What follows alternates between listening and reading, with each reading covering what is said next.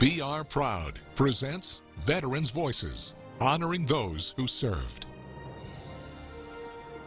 Well, good evening. I'm Renee Skinner, and thank you so much for joining us for Veterans Voices. And I'm Jacob Bradford. Over the next half hour, we'll celebrate our veterans and share how some local organizations are working to help them. We'll also help clear some misconceptions about Veterans Day. That's right. Now, but first, income stability can be a tricky barrier to overcome after spending years serving our country on and off the battlefield. Rachel Riley tells us how local nonprofits are bridging this gap. The thing he said to me is like, you don't understand the weight this has taken off of me, for me and my family as I exit service. Changing lives. That's what Next Stop Outreach Director Ben Armstrong says they work to do with Capital Area United Way's United for Vets team. I think your veteran population and your military associated population, like your Guard members, are untapped. And I think efforts like the United for Vets efforts are highlighting ways that employers can access this. We act as kind of the middleman to bring everybody together. Brianna Perkins with United for Vets says their programs are to help veterans live a sustainable life outside the call of duty. With helping our veterans find employment, also getting them workshops to help them prepare their resumes and learn the trends in recruitment and hiring, and also how to maintain employment. Armstrong says there's about 300,000 veterans in Louisiana, with about 80,000 in the working age range, but not enough are in the workforce. We have about double the veteran unemployment rate that you see nationally. An unfortunate number that he believes is holding Louisiana back. We're a very military supportive state. We're not a very military or veteran ready state. We often don't understand how to access them or translate their experiences into the civilian workforce. But by connecting veterans with jobs, it creates a domino effect, helping resolve other issues they may face. If they get a good paying job, it's easier for them to get access to health care. It's easier for them not to be unemployed. And it also kind of knocks down those situations or issues that create a pipeline to suicide.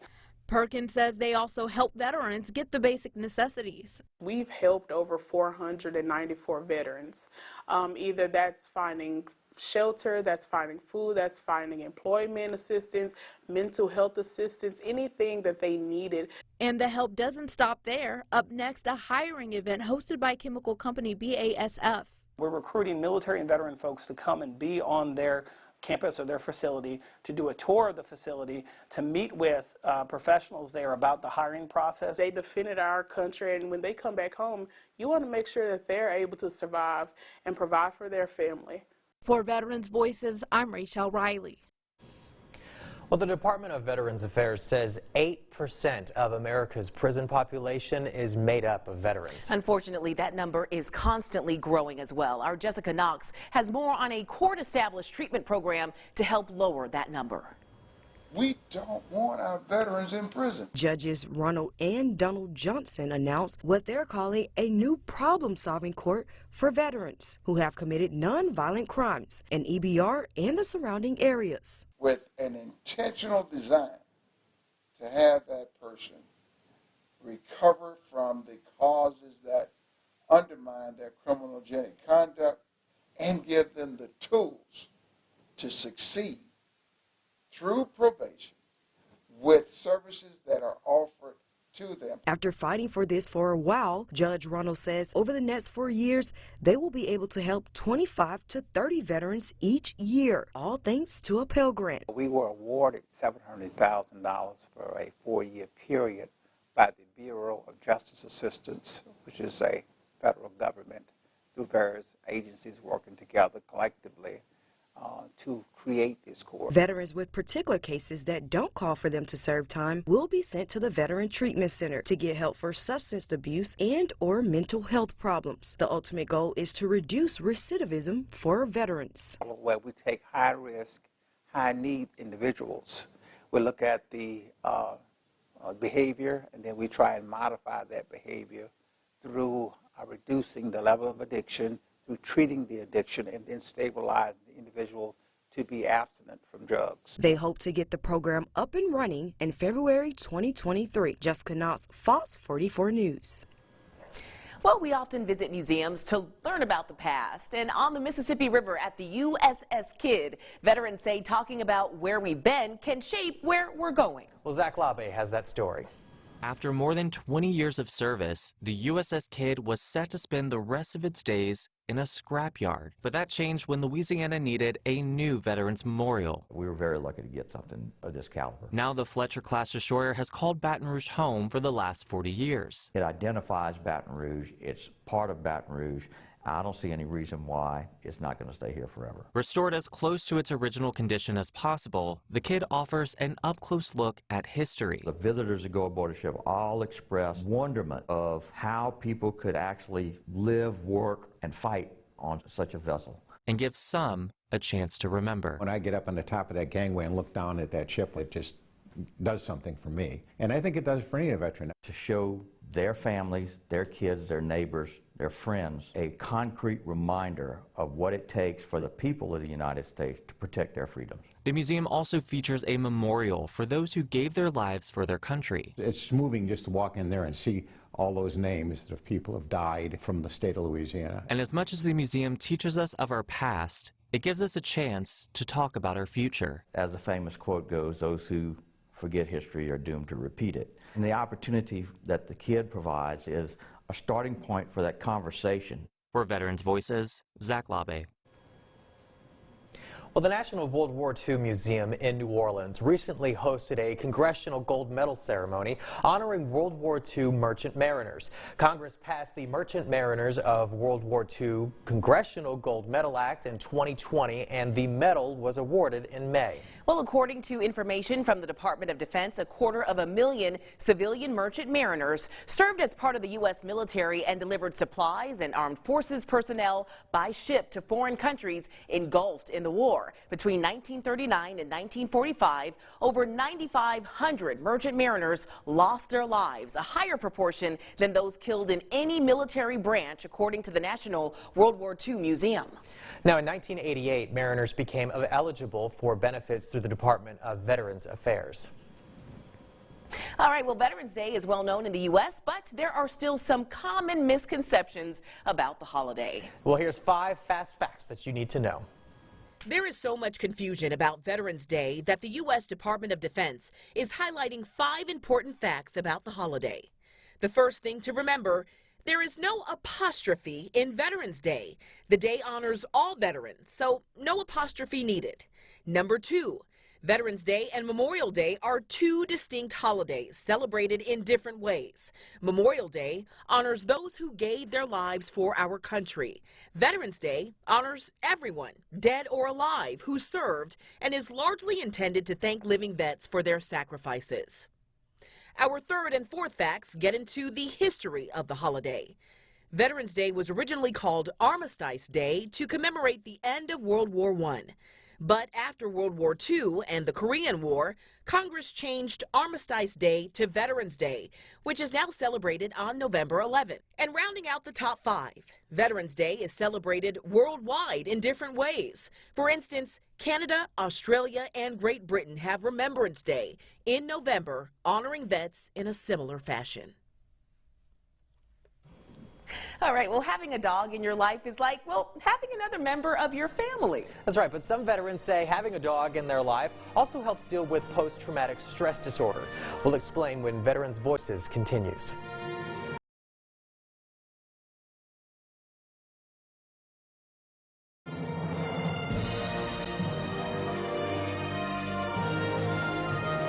Welcome back. There are many forms of therapy for veterans that suffer from PTSD, but no catch-all cure to help veterans that are suffering. That's right. Monica Madden introduces us to one type of therapy that has changed one veteran's life. Like many veterans, Jody Revels wasn't the same person when he got back from his tour in Iraq. Your brain has changed to the point where you can't just stroll down the road and not think about these things. The hypervigilance that helped him survive combat overseas disrupted his everyday life back home in Katy. Always wondering if there's somebody trying to think of some kind of attack to mount on us. It was mentally exhausting. Doctors diagnosed him with PTSD and head trauma. Up to 20% of other vets who served in Iraq and Afghanistan also came home with PTSD, according to the Department of Veterans Affairs. I tried pretty much everything they had to offer, and I actually decided to take my own life. Until he heard of one seemingly simple option he had not tried. I was a little bit of a skeptic at first. Meet his service dog. This is Donna. Revels got Donna at no charge, thanks to a nonprofit called Canines for Warriors. And then eventually she put her paw out onto my leg and kind of like told me it's going to be all right. Since 2011, the group has been pairing up trained dogs with veterans to help relieve their symptoms of PTSD. I have seen some amazing transformations. You know, in a situation like that, the dog really just gives gives a person something to refocus on if they start to have those, that anxiety. Canines for Warriors teach the dogs basic commands, but can also do things like train the dog to wake up their owner before a PTSD nightmare even starts. Yes, good girl. Donna also serves as Revel's second set of eyes and ears, so he's not on constant alert. I got to the point where I could trust her and her senses, which are greater than mine. And Donna didn't only save Revels. From what I'm told from the program is that she was a Hurricane Harvey rescue from Texas. He saved her, too. Saving my dog, it's been life-changing. Well, at the U.S. Capitol, a Marine veteran continues to serve his country by patrolling the Capitol grounds with a four-legged partner. Oh, Anna Warnicki reports from the nation's capital. He is my partner. His name is Lord. Former U.S. Marine Sean Haynes joined the Capitol Police Force 33 years ago. Lord is his fifth four-legged partner. My third dog, his name was Hawk. He was a Dutch Shepherd. He was single-purpose, explosive detection. My fourth dog was a black Labrador Retriever named Will, single-purpose. And now I have Lord. Haynes teamed up with Lord in 2018. They are one of 56 canine crews that patrol and protect the grounds of the U.S. Capitol and the lawmakers inside. The canine unit is a select team within the U.S. Capitol Police Department. Each dog is paired with a technician, and together they go through an extensive training program before they report here to the Capitol. It's the best job on the department. Haynes is one of the longest serving technicians in the canine unit, a role he says the Marines prepared him for. I'm very disciplined. I'm never late for work. I'm always an hour early, every day since I've been here. In 2019, Haynes and his partner were honored by the department for finding and catching a suspect accused of killing a 15-year-old boy. But his most unforgettable moment as an officer happened 21 years ago. On September 11th, Haynes and his partner Fanto were on duty when three hijacked planes crashed into the Twin Towers and Pentagon. A couple of canine teams were sent out to the Pentagon to provide explosive detection capabilities during the recovery effort at the Pentagon. So I get a little teared up about this sometimes, because I saw a lot. So.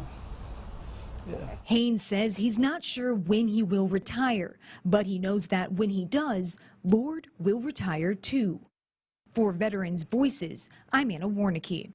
I figured Dr. Heal Thyself, right? Go back to school, get your master's in mental health counseling. Well, an Air Force veteran is taking on a new role to serve. We'll hear her new mission to help veterans suffering from trauma. Stay with us.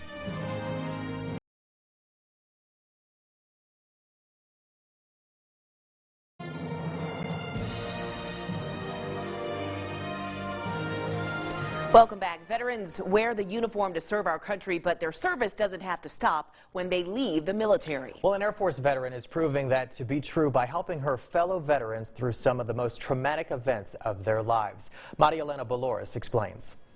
When you're sitting in the emotions all day, every day, how do you function? You can't. Not effectively. That was the lesson about trauma Dr. Janelle Royster learned while serving in the Air Force. One of the things I was struggling with was shame and guilt from my best friend's suicide. She was a veteran, and I wasn't allowed to go to her funeral because I had to be back to my permanent duty station because I was still active duty Air Force. She saw many doctors who diagnosed her with complex PTSD and gave her a variety of medications. They didn't work, and she realized something had to change. I figured Dr. Heal Thyself, right? Go back to school, get your master's in mental health counseling. She's now developed a new way to process trauma called the Trauma Recovery Intervention Protocol, or TRIP. So what we do is we go before the trauma ever happened.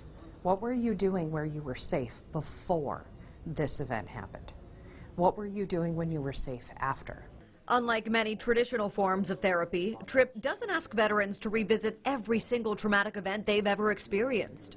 It wasn't doing anything for me to have to relive those events over and over, because to me it was keeping me in a state of trauma.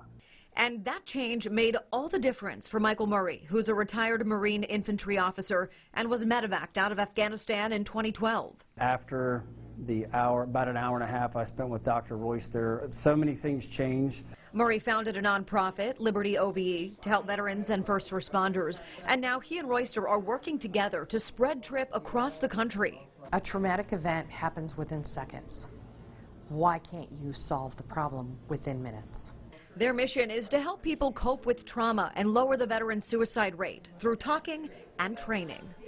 If you need help coping with trauma, or if you want to sponsor training for other veterans to go through the protocol, visit libertyove.com. In Norfolk, I'm Marielena Belores. Still to come on Veterans Voices, the gift of walking. Well, it's a new program working to help our paralyzed veterans once walk again.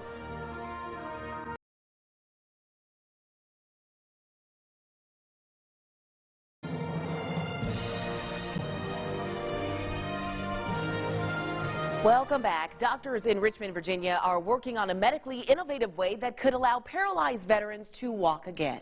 Well, this non-invasive procedure is known as spinal cord mapping. Eric Phillips introduces us to one veteran who is taking part in this unique medical trial.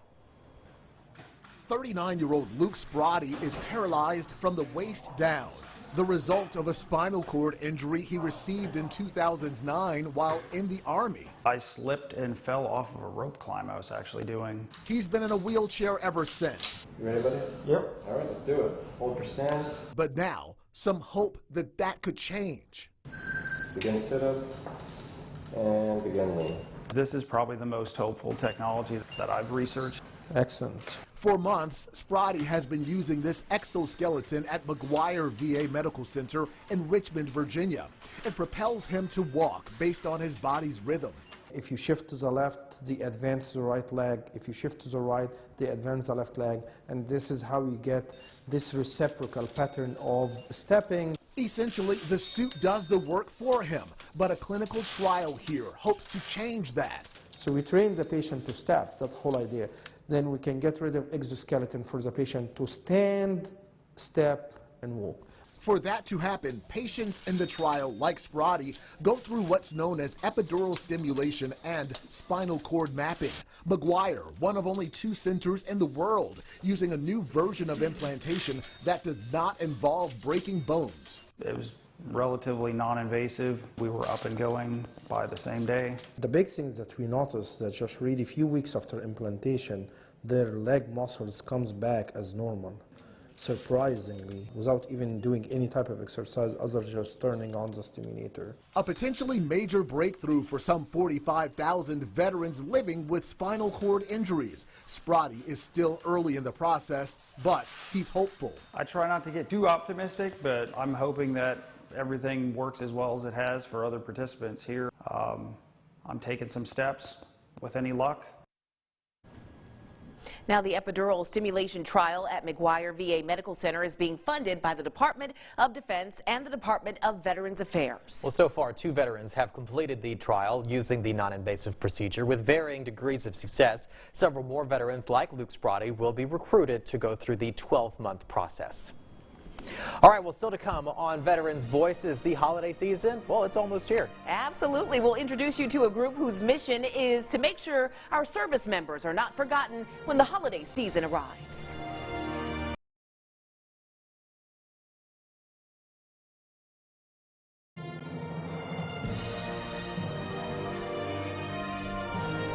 Welcome back. The holiday season can be hard for those in the military and their families, but one nonprofit in North Carolina is working to support those currently serving. Well, as Ken Watlington shows us, they're doing so one care package at a time. On the outside, it looks like your basic strip mall. Just one? But there's plenty of hustle and bustle inside one of the units. this is where the magic happens for Ayden, North Carolina-based NC Packs for Patriots. We call this the southern branch of the North Pole. That's because they're packing with a purpose. We are preparing Christmas for troops who are away from their families and friends and homes for Christmas. So we try to send a little touch and taste of the holidays to our troops who are serving away. Barbara Whitehead started NC Packs for Patriots back in 2004. People don't realize you're standing within a 2-hour drive of the largest bases for all 5 branches of the military. The nonprofit first collects donations from businesses, churches, and individuals from across eastern North Carolina.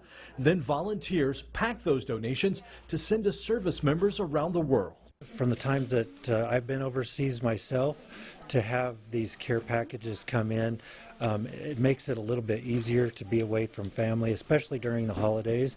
And what makes NC Packs for Patriots even more remarkable is that everything you see in this facility is donated, and that includes what goes into the care packages, like the toiletries or maybe some snacks for the troops. But the most important donation is monetary.